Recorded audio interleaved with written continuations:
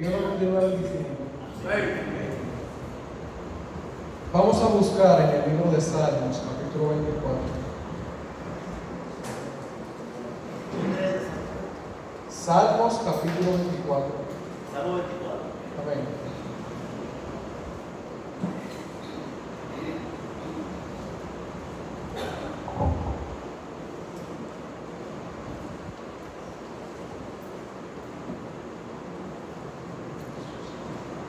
Rey de la gloria. Amén. Salmos capítulo 24, versículo 1 en adelante. Amén. La palabra de Dios se lee en el nombre de Jesús. Amén. De Jehová es la tierra y su plenitud, el mundo y los que en él habitan. Porque él la fundó sobre los mares y la firmó sobre los ríos. ¿Quién subirá al monte de Jehová? ¿Y quién estará en su lugar santo? El limpio de manos y puro de corazón, el que no ha elevado su alma a cosas vanas, ni jurado con engaño. Él recibirá bendición de Jehová y justicia del Dios de salvación. Tal es la generación de los que le buscan, de los que buscan tu rostro, oh Dios de Jacob. Alzad, oh puerta, vuestras cabezas, y alzaos vosotras, puertas eternas, y entrará el Rey de gloria. ¿Quién es este Rey de gloria? Jehová el fuerte y valiente, Jehová el poderoso en batalla. Alzad, puerta, vuestras cabezas, y alzaos vosotros, puertas eternas, y entrará el Rey de gloria. ¿Quién es este Rey de gloria? Jehová de los ejércitos. Él es el Rey de gloria. Amén. Un salmo muy bonito, hermano, y algo que fue un momento histórico, pero que fue demasiado grande, demasiado maravilloso. El imaginárselo uno solamente causa como cierto gozo en ese momento triunfante cuando Jesús vino y abrió la puerta del cielo para que nosotros podamos entrar. Amén.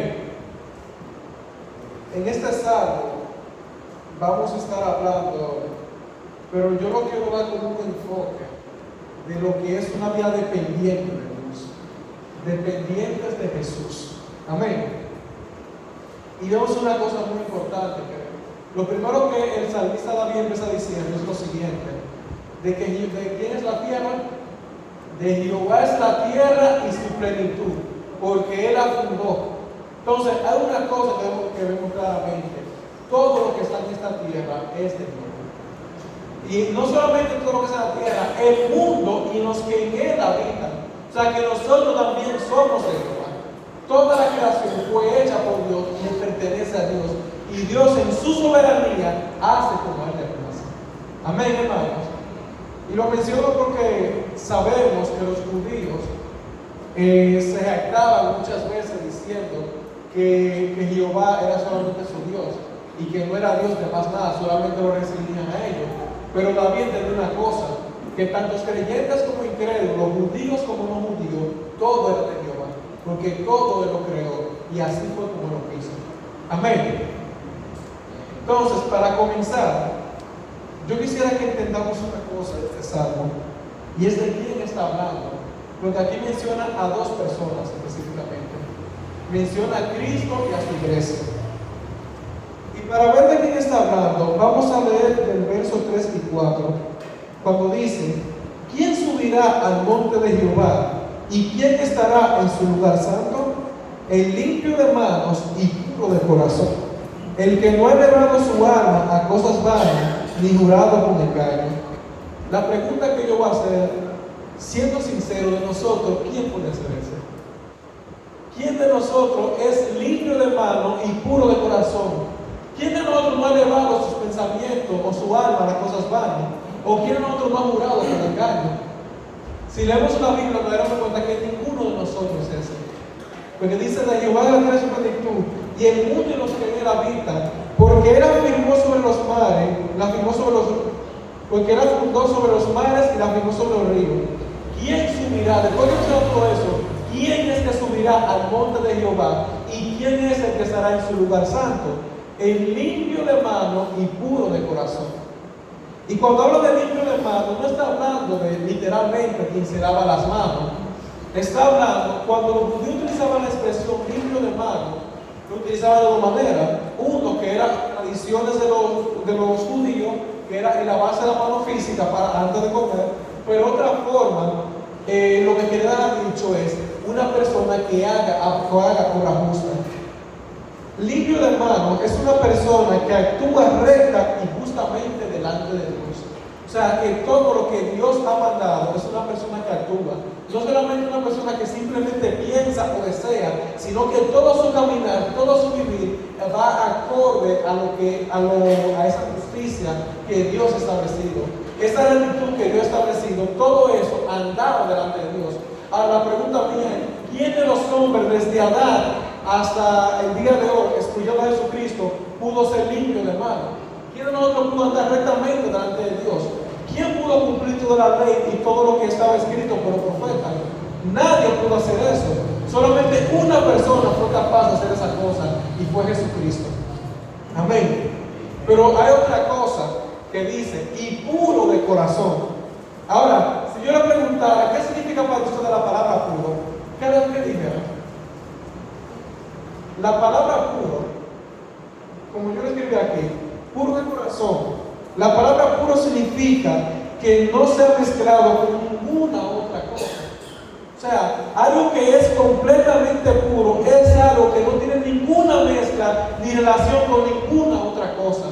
Y cuando aquí habla limpio de mano y puro de corazón, se entiende que es una persona que se ha consagrado completa y absolutamente para Dios y que nada de este mundo se ha contagiado. Cuando uno viene y quiere purificar el oro, lo hace en fuego para que todas las basuras sean consumidas. Y no me acuerdo la otra cosa, ¿cómo se llama? La escoria. Salga hacia arriba para luego limpiarla y solamente quede el oro puro. Y así mismo, cualquier cosa que uno limpie tiene que ser completamente excluido para que sea una sustancia pura.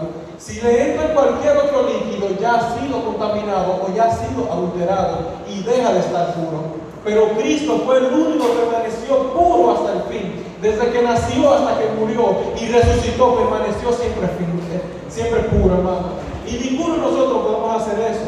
Por lo cual, si nosotros comenzáramos nuestra propia obra para poder subir al monte de Jehová, ninguno de nosotros pudiéramos entrar al cielo. Porque solamente por medio de Cristo Jesús es que podemos ser puros y perfectos delante de Dios.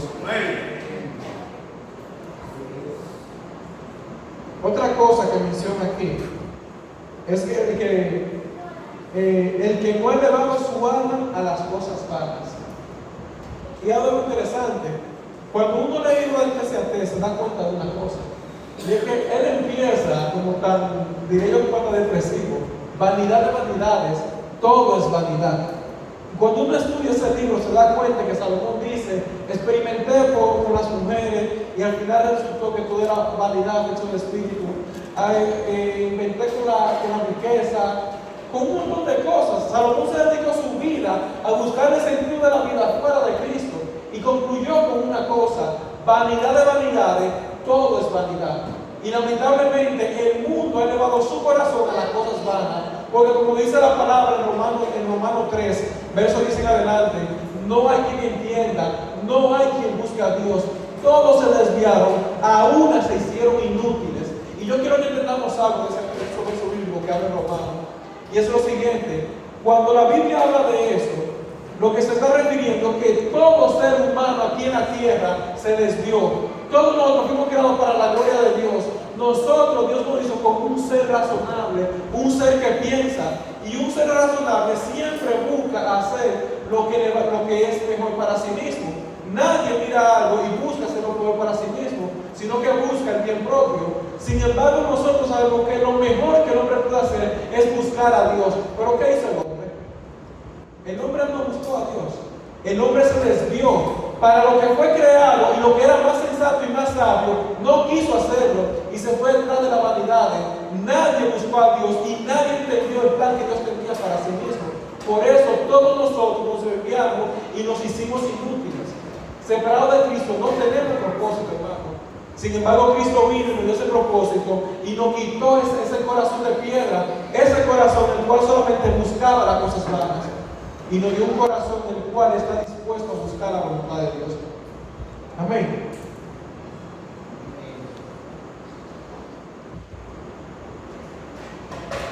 Vamos a buscar el libro de Santiago.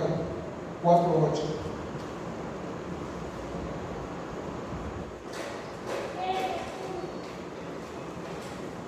Libro de Santiago, capítulo 4, versículo 8.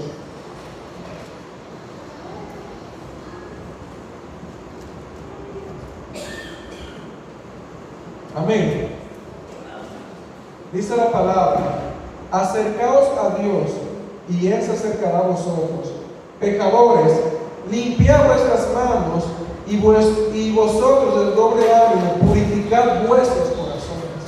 En otras palabras, Santiago nos está diciendo una cosa: a pesar de que Jesucristo fue el único puro, perfectamente puro, y que fue el único que fue limpio de mano y puro de corazón, a pesar de todo eso, Dios nos dejó eso como un mandamiento de que nosotros los pecadores debemos de limpiar nuestras manos y nosotros el doble ánimo purificar nuestros corazones. Aquellos que se han contagiado con todo aquello que está relacionado con este mundo, debemos de apartarnos de todo eso y empezar a buscar el rostro de Dios. Nosotros el doble ánimo, como le dijo el profeta Isaías al pueblo de Israel: ¿hasta cuándo claudicaré entre dos pensamientos? Si Baal es Dios, vayan y sírvanle. Pero si Jehová es Dios, pues vayan en pos de Él. Pero no vengan pensando que a Dios se le sirve de cualquier manera. En el sentido de que yo puedo servir a Dios, pero seguir en mi pecado. Yo puedo servir a Dios, pero seguir en mi mundo de vanidades. Yo puedo servir a Dios, pero siguiendo todo lo que vaya en mi corazón. ¿Cuánta gente no viene y buscan a Dios solamente en su momento de aflicción? ¿Cuántas personas no vienen y buscan a Dios cuando necesitan algo?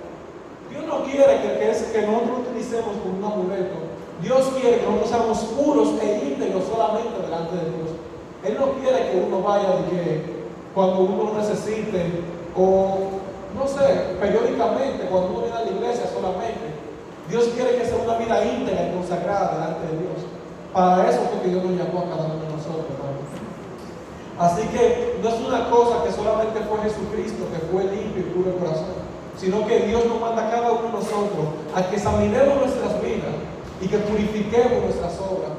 Si estamos andando rectamente delante de Dios, pues procurar andar más recto delante de Dios. No conformarse solamente con decir yo estoy bien porque yo hago esto, sino que uno venga y se examine diariamente: Dios mío, ¿qué yo te he fallado? ¿Cómo yo hablé, Dios mío? ¿Qué tú quieres que yo cambie de mí? Busco tu palabra para que tú me vayas restaurando cada día más y más. No venir y que yo estoy bien porque no tengo ninguna prueba en mi vida, porque me siento cómodo, porque me está yendo bien. Que ese es el problema del cristiano. Que el cristiano muchas veces, porque cree que todo le está yendo bien, cree que está bien delante de Dios por eso. Pero uno debe entender muchas cosas. Y es que aún las aflicciones Dios las permite. Pero Dios las permite para que afirmemos nuestros corazones, para que le busquemos más a Él. No es para que en el momento bueno nosotros nos desviemos, para Él no pone una aflicción sobre nuestra vida. Él quiere que seamos puros, que nos consagremos solamente hacia Él. Y lamentablemente la iglesia de hoy en día son pocos los que se han consagrado a Dios. Tan poco es el número que cuando una persona mira a un cristiano que se ha consagrado, la misma iglesia muchas veces lo ve como si fuera una especie de animal muy exótica, o no sé, lo miran como si fuera como el ungido, como que Dios tuvo un favoritismo con ese. Y no es que Dios tuvo un favoritismo, es que ese hombre decidió consagrarse verdaderamente delante de Dios. Y eso es lo que Dios quiere, que nosotros nos consagremos delante de Dios, que amemos en buscar su palabra, que amemos buscar su rostro. Amén. Vamos a seguir en Salmos. Salmos 24, verso 6. Dice la palabra del verso 6. Y yo quiero que miremos los detalles, como dice aquí. Tal es la generación de los que le buscan, de los que buscan tu rostro, oh Dios de Jacob. Fíjense una cosa, no está diciendo que los que van para el cielo son aquellos que por sus propias obras, por su propio mérito, lavaron sus manos o fueron limpios de mano y puros de corazón. Pero fíjense como dice: tal es la generación que le busca. Pero ¿a quién es el que está buscando? Aquel que es limpio y puro de corazón. Entonces, todos aquellos, oye, vamos a seguir leyendo. Tal es la generación de los que le buscan, de los que buscan tu rostro, oh Dios de Jacob. O sea, la generación, aquellos que son hijos de Dios, son aquellos que buscan el rostro de Dios como lo buscaba Jacob. En otra versión dice, de los que buscan tu rostro como Jacob. Pero yo creo que analicemos un poco la vida de Jacob. ¿Cómo era que Jacob buscaba el rostro de Dios? ¿Qué estaba dispuesto Jacob a hacer por buscar el rostro de Dios? Si analizamos la vida de Jacob, vemos una cosa. Jacob tenía un hermano mayor, que era gemelo, pero el otro nació primero, por lo cual era el primogénito. Y Jacob estaba dispuesto a comprar la primogenitura, a aprovecharse de la situación que tenía Esaú para comprar la primogenitura. Esaú, ¿qué hizo? La despreció su primogenitura y se la vendió por un plato de lentejas. Vemos cómo Jacob anhelaba tener la primogenitura porque sabía la promesa de que la simiente de Abraham sería de todas las naciones, y él quería que por medio de su simiente es que fuera bendita todas las naciones. Entonces Jacob anhelaba eso porque era una bendición que venía de parte de Dios. Pero no solamente queda en eso. Jacob estaba dispuesto aún de aprovecharse de su padre y engañar a su padre, que estaba medio ciego, para coger la bendición que venía de parte de Dios. Entonces, si vemos la vida de Jacob, nos damos cuenta que Jacob, y no estoy diciendo que lo que era así estaba correcto, pero así, él tenía una cosa particular, y es que estaba dispuesto a hacer lo que sea con el único fin de buscar las bendiciones de Dios. Amén. Vamos a buscar en el libro de Génesis 32. Porque no queda ahí. Jacob estuvo dispuesto a hacer una cosa mucho más, diría yo, más fuerte, ¿verdad? Génesis 32, verso 22 al 28.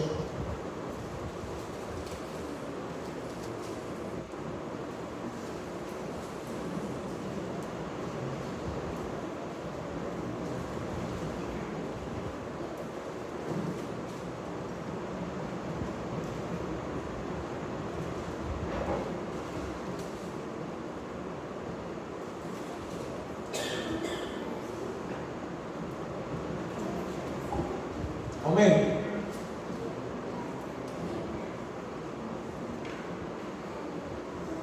Génesis 32, del 22 al 28. Dice la palabra de Dios.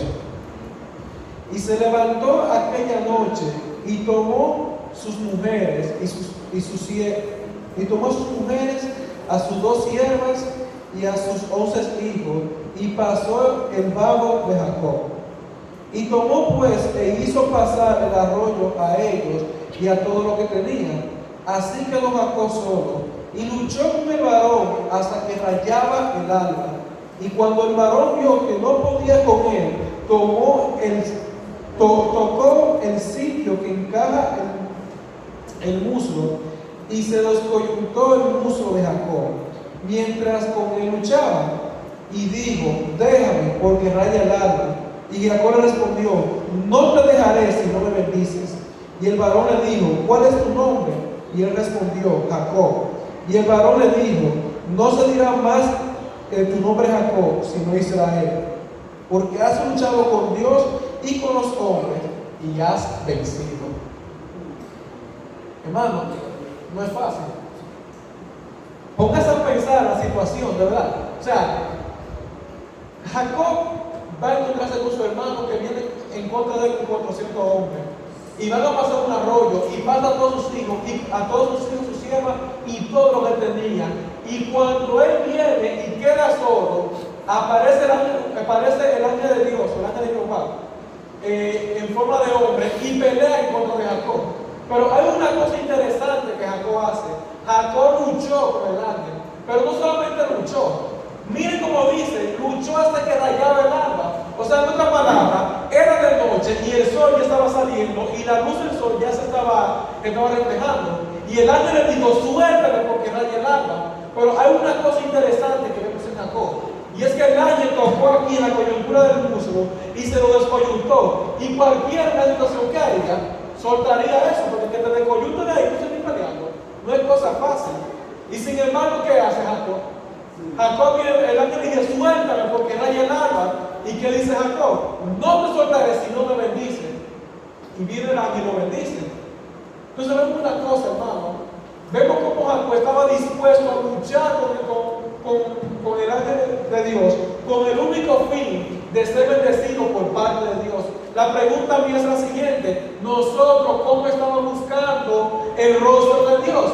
Porque vemos una cosa, dice, tal es la generación de los que te buscan, de los que buscan tu rostro, oh Dios de Jacob. ¿Cómo nosotros vamos buscando a Dios? ¿Cuál es el anhelo que tenemos nuestro día para buscar a Dios? La pregunta es, cuando tú lees la palabra, ¿tú la lees durmiéndote o la lees con fervor? ¿Cuántas horas tú le dedicas a leer la palabra? ¿Cuántas horas tú le dedicas a leer la palabra de Dios? Cuando uno ora, ¿cómo uno hace con oraciones? Porque muchas veces nosotros venimos y oramos y decimos, Dios mío, tú sabes, yo estoy cansado y tú sabes, tengo que trabajar mañana y esto, pero ¿quién te mandó a acostar a la noche? Porque tú no lo buscaste antes cuando tenías tiempo. Porque perdemos el tiempo y cuando perdemos el tiempo venimos a excusarnos delante de Dios. Pero vemos a Jacob cómo luchó con un ángel con el único fin de ser bendecido. Cuando tú oras delante de Dios, ¿cómo tú lo haces? Porque muchas veces oramos, incluso oramos en el pensamiento porque tenemos flojera para orar. Pero cuando vienes y se dediquen de verdad así a orar, Dios mío, te necesito, y hasta que yo no encuentre un lugar para ti, no dejaré de seguir orando. Hasta que yo no sienta tu presencia, no voy a parar de seguir orando. Hasta que mi alma no esté saciada, no voy a seguir orando, buscando tu rostro, así como Jacob te buscó a ti, Señor. Nosotros debemos de buscar el rostro de Dios con ese fervor, con ese anhelo. Y no solamente Jacob lo hizo, vemos también a David cómo lo hizo. Vamos a buscarlo en el Salmo 145, me parece que está.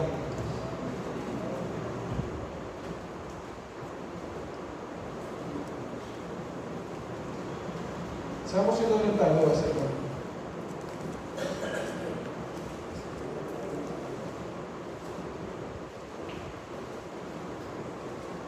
Miren cómo dice el salmista David. Salmo 132, verso 1 a 5. Dice: acuérdate, oh Jehová, de David y de toda su aflicción, de cómo juró a Jehová y prometió al fuerte de Jacob: no entraré en la morada de mi casa, ni subiré sobre el lecho de mi estrado, no daré sueño a mis ojos, ni a mis párpados aborrecimiento, hasta que haya lugar para Jehová, morada para el fuerte de Jacob. ¿Están escuchando lo que está diciendo David? En otra palabra, yo no voy a entrar a mi morada y no voy a dar sueño a mis ojos, ni adormecimiento a mis párpados. O sea, hasta que yo no encuentre un lugar digno para Jehová, yo no voy a ir a dormir, yo no voy a ir a recostarme, no voy a ir a relajarme hasta que yo no encuentre un lugar para Jehová. Todo lo que era siervo de Dios, consagrado para Dios, toda persona tenía una cosa en común, y es que tenía un anhelo ferviente por buscar la presencia de Dios.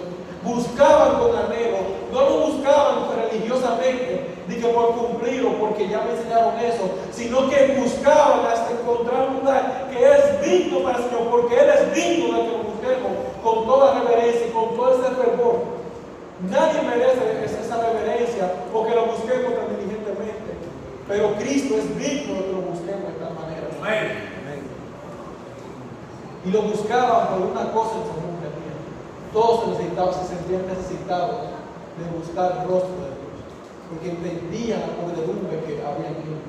Entendían que en ellos ninguno de nosotros somos limpios ni puros de corazón.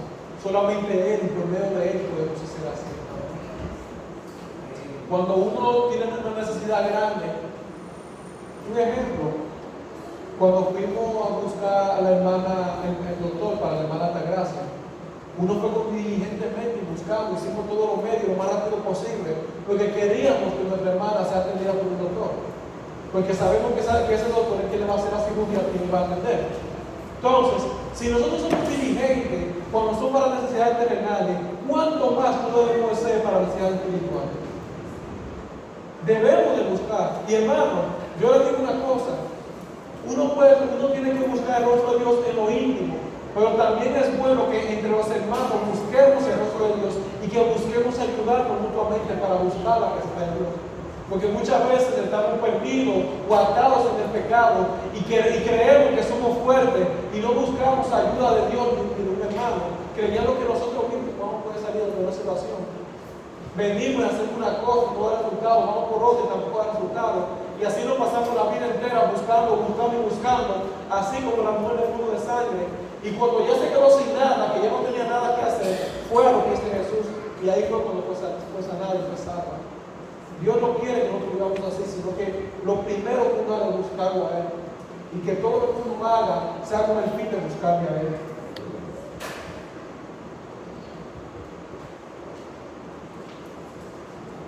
Amén.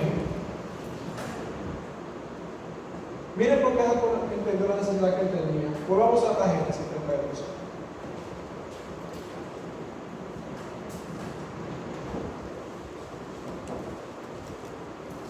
Libro de Génesis, capítulo 32.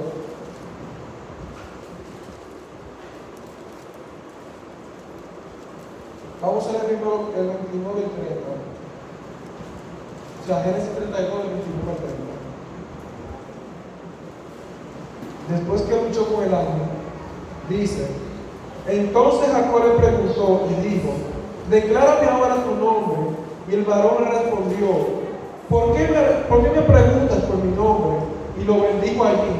Y llamó Jacob el nombre de aquel lugar Peniel, porque dijo: vi a Dios cara a cara y fue librada mi alma. Ahora, algo interesante que él dice: fue librada mi alma. Pero ¿de qué estaba en ese momento la vida de Jacob? ¿Qué era lo que lo tenía tan atormentado en ese momento? Si leemos en el versículo 1, nos daremos cuenta. Verso del 1 al 7, vamos a leer. Dice: Jacob siguió su camino y le salieron al encuentro ángeles de Dios. Y dijo Jacob cuando vio, campamento de Dios es este. Y llamó el nombre de aquel lugar Manaí. Y envió Jacob mensajero delante de sí a Esaú su hermano a la tierra de Seir, campo de Edom. Y le mandó diciendo: así diréis a mi señor Esaú: así dice su siervo Jacob, con Labán he morado y me he detenido hasta ahora, y tengo vacas y asnos, ovejas, siervos y siervas, y envío a decirle a mi señor para hallar gracia en tus ojos. Y el mensajero volviendo a Jacob diciendo: vinimos a tu hermano Esaú, y él también viene a recibirte, y 400 hombres con él. Entonces Jacob tuvo gran temor y se angustió, y distribuyó el pueblo que tenía consigo, y las ovejas y las vacas y los camellos en 2 campamentos. ¿Están viendo la situación?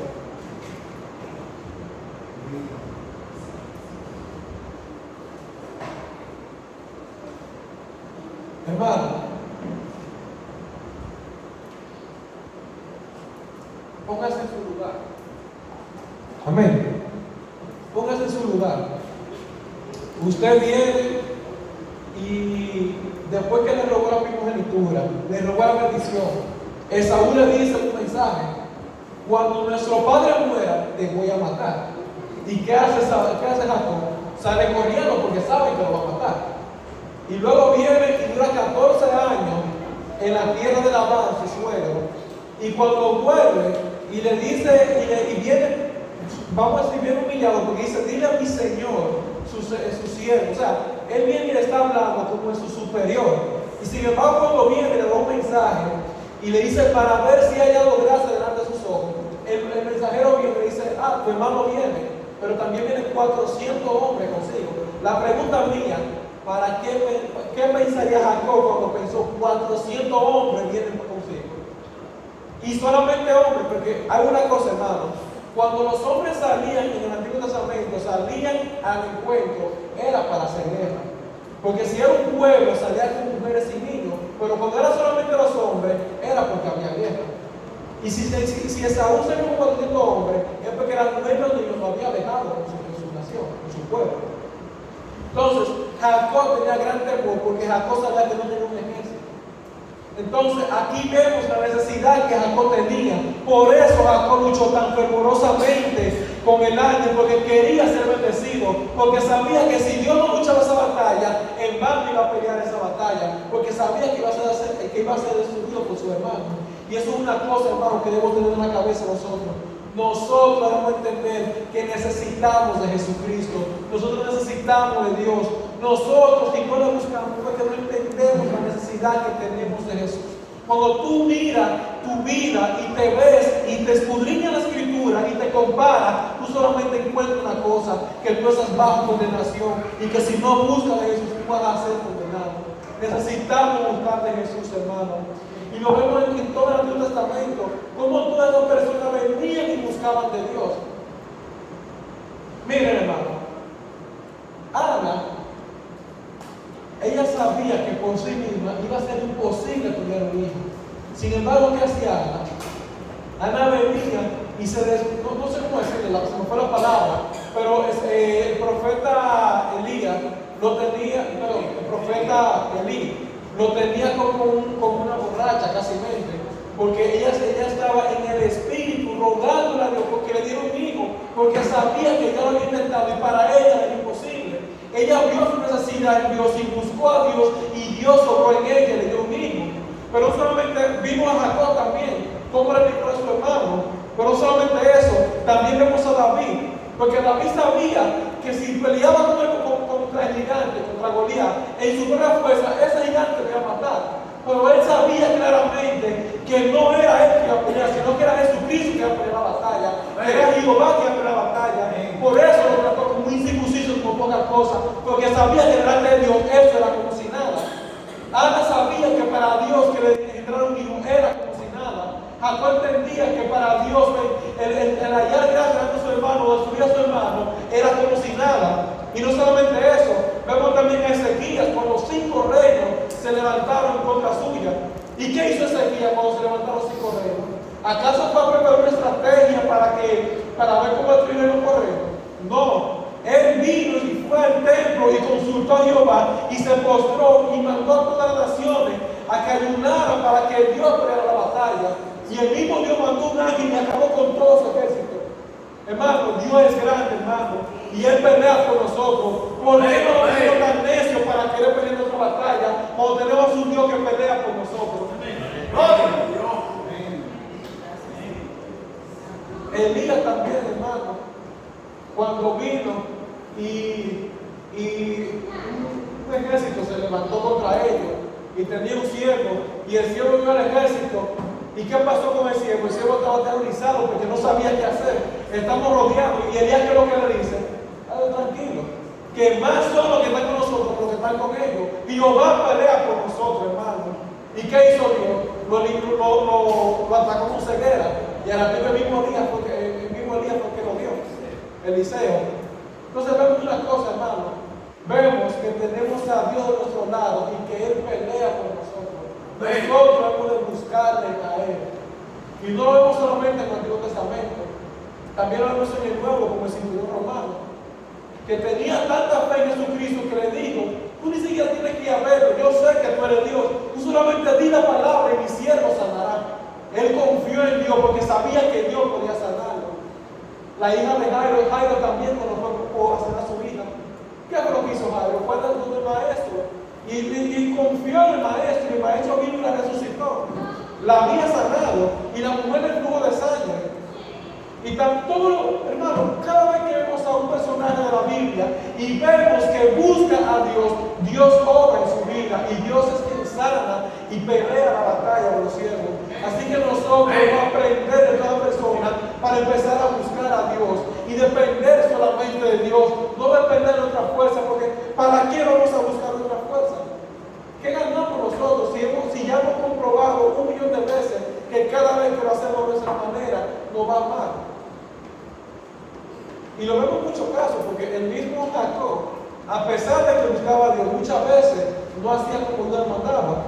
Pero cuando Dios le dijo que salga de la tierra de Labán a la tierra donde él nació, él no fue a la tierra donde él nació. Él fue a una tierra que estaba cerca. O sea, más o menos, si la tierra, cuando se encontró con Esaú, si la tierra quedaba para acá, Jacob vino y se fue en esta dirección después. Y yo que más adelante, por culpa de eso, a una hermana suya, creo que la violaron o algo así, fue que hicieron. Y de ahí vino y se desató una guerra y hubo un conflicto. Y eso vino por causa de Jacob no haber obedecido como Dios le había mandado. Y eso nos pasa a nosotros. Cuando viene la prueba, cuando vienen no la prueba, cuando vienen los problemas en nuestras vidas, es porque nosotros no nos estamos sometiendo a la voluntad y a lo que Dios ha establecido, a lo que Dios nos dijo que hiciéramos, nosotros no lo hacemos.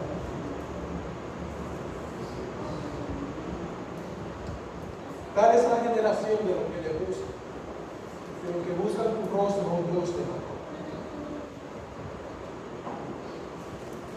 No confiemos en nosotros mismos, hermano. Tenemos que confiar solamente en Dios. Vamos a buscar en 2 Corintios.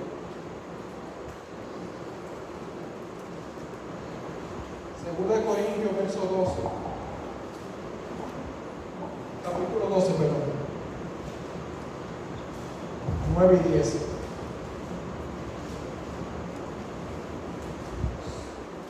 El apóstol Pablo lo tenía claro. Él lo tenía muy claro. Que él no ganaba nada peleando por sí mismo. Él quería que Cristo sea que peleara. Amén. 2 Corintios capítulo 12, versos 9 y 10. Dice: y me ha dicho, bástate mi gracia, porque mi poder se perfecciona en la debilidad.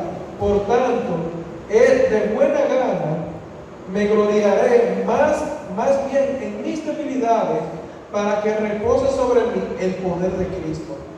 Por lo cual, por amor a Cristo, me gozo en las debilidades, en las afrentas, en necesidades, en persecución, en angustia. Por cuanto soy débil, entonces soy fuerte. ¿Y por qué cuando soy débil, entonces soy fuerte? Porque mientras más débil soy yo y mientras más entiendo que soy débil, más dependiente me siento yo de Jesucristo. Porque si yo fuera un musculoso y fuera fuerte y me dicen a mí que voy a pelear con un flaquito, ¿qué va a pasar? Yo me siento fuerte, ¿y para qué necesito yo de otro? Y ya se va. Pero cuando viene y yo soy flaquito entonces y viene el musculoso en contra mía, ¿qué voy a hacer yo? Cuando yo veo que no tengo ninguna esperanza en contra de él, yo voy delante del Padre de mi Padre o buscar ayuda de cualquiera para que pelee por mí, porque yo sé que yo no puedo contra ese fuerte. Entonces, hermano, tenemos muchos enemigos, pero tenemos tres enemigos principales: el diablo, la carne y el mundo. Y les digo una cosa, los tres nos ganan a nosotros. Nosotros no podemos vencer nuestra propia fuerza. Nosotros éramos esclavos del pecado, éramos esclavos de nuestra propia carne. No podíamos dejar de servir a la carne, no podíamos dejar de seguir la tendencia de este mundo, no podíamos dejar de obedecer todo lo que el diablo quería que hiciéramos nosotros. Pero vino Cristo, que es mucho más fuerte que todo ello, y nos libró, y Él venció la batalla que nosotros no podíamos. Por eso Pablo se gozaba cuando él veía sus debilidades, porque él decía: yo soy débil y soy tan débil que me gozo que tengo un fuerte que pelea por mí. Así que yo ni siquiera necesito esforzarme en pelear, sino que busco a aquel que pelea por mí. Ahora, hay una pregunta que yo quisiera hacer.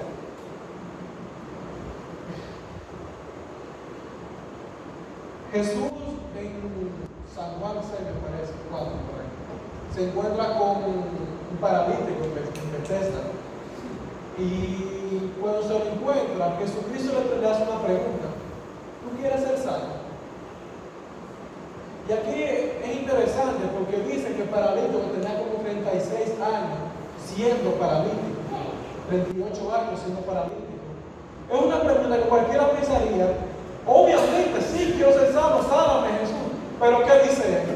Él le pone un obstáculo, dice como: cada vez que yo quiero entrar al estante, siempre hay otro como que yo. Fíjense que él evade la respuesta, porque Jesús le preguntó si quiere ser sano, no si quiere que tenga el estante. Entonces, muchas veces nosotros somos como ese paralítico, que estamos esclavos del pecado, estamos atados del pecado, tenemos muchísimos años en el pecado, y si te dicen aquí: tú quieres que Cristo te libre, nosotros buscamos excusa para no ser librados del pecado. ¿Por qué buscamos excusa? Porque muchas veces nos encanta estar en el pecado. Y si te encanta saber el pecado, porque tú no has nacido de nuevo. Porque hermano, el corazón que ha nacido de nuevo busca buscar el rostro de Dios, agradarle a Dios. Y muchas veces, ¿cuántas personas, hermano, no vienen del mundo y tú le dices, tú quieres ser de Cristo? Venga, acepta a Cristo, busca de Dios, que tú necesitas de Dios. ¿Y qué es lo que dicen ellos? Yo lo busco después porque tú sabes, ok, ponen excusas, pero ¿qué es lo que te acuerdas que están poniendo? La excusa, lo que te están dejando dicho es, yo quisiera, pero me gusta más el deleite del pecado y del mundo que servir a Cristo. Entonces por eso no quieres ser sanado. La pregunta mía, ¿tú quieres ser libre del pecado que te ata? O verás, tú solamente estás poniendo excusa y poniendo pretexto de que tú quisieras hacer, pero pasa tal cosa, pasa lo otro. No es así, hermano. Si nosotros somos de Cristo, debemos de anhelar el querer ser sanado de todas las ataduras que nos atan. Si tú amas por tus ataduras, tú no quieres ser libre. Y conoceréis la verdad, y la verdad nos hará libre. Pero si tú no quieres ser libre, aunque tú escuches la verdad, tú no vas a ser libre nunca. Nunca podemos ser libres si no queremos buscar esa libertad. Pero tenemos que predicar el mensaje porque confiamos en una cosa. No es como nosotros predicamos la palabra, sino que Dios es quien sana a la persona por medio de la palabra. Amén. La fe viene por el oír. No se olviden de eso, hermano. La fe no viene por cómo yo predico, lo que yo predique. La fe viene por predicar la palabra de Dios, tal y como está escrita en la palabra de Dios. Que lamentablemente la iglesia se ha creído fuerte en querer predicar un mensaje más entretenido, más llamativo, un mensaje que sea más motivacional, un mensaje más que el oír le guste. Pero eso no es el mensaje de salvación. Eso es simplemente llenar a la iglesia de gente incrédula. Y los pastores creen que su iglesia son bendecidas por Dios porque han adulterado el mensaje de la verdad. Cuando tú quieres predicar un mensaje que no es la palabra para que la gente venga a Jesucristo, tú lo que estás diciendo es que yo soy más fuerte.